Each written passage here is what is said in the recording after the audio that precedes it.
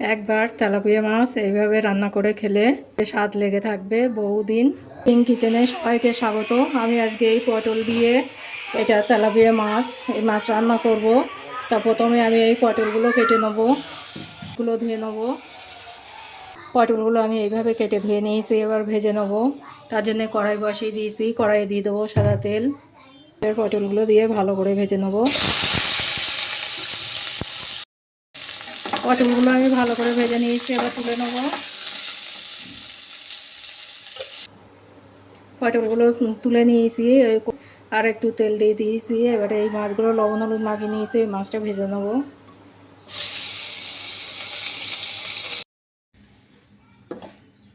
মাছগুলো আমি এইভাবে লাল করে ভেজে নিয়েছি, এবার রান্নাটা করে নেবো। তার জন্য কড়াই বসিয়ে দিয়েছি, কড়াইটা গরম হয়ে গিয়েছে। সরিষার তেল দিয়ে দেবো। তেলটা গরম হয়ে গিয়েছে, পেঁয়াজ দিয়ে দেবো।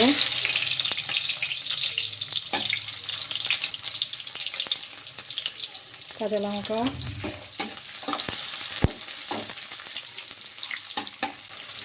কেটে ধুয়ে রাখা আলু দিয়ে দেবো। আলু আর পেঁয়াজ লাল করে ভেজে নেব। আলু পেঁয়াজটা আমি লাল করে ভেজে নিয়েছি।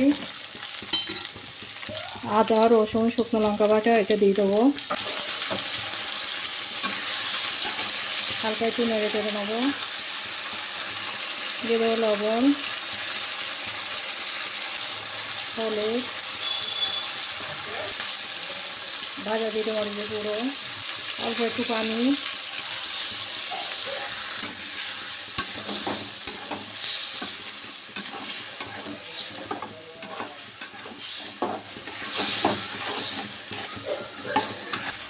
সামান্য একটু গুঁড়ো লঙ্কা।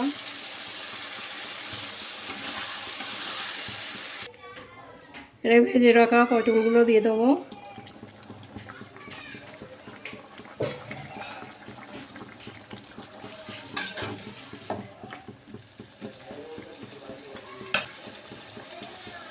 আলু পটল ভালো করে গলিয়ে নেব,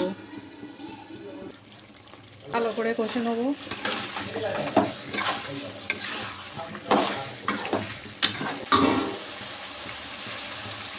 এবার ঝোল দিয়ে দেবো।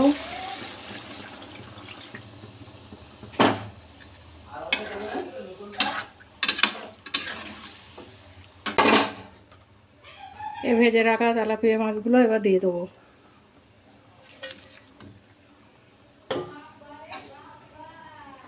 মাছগুলো এই ঝোলের মধ্যে ভালো করে বুড়িয়ে দেবো।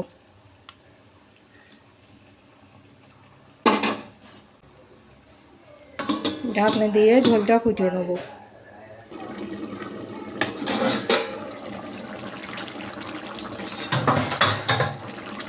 আমার এই তেলাপিয়া মাছ রান্না হয়ে গিয়েছে, এবার নামিয়ে নেব।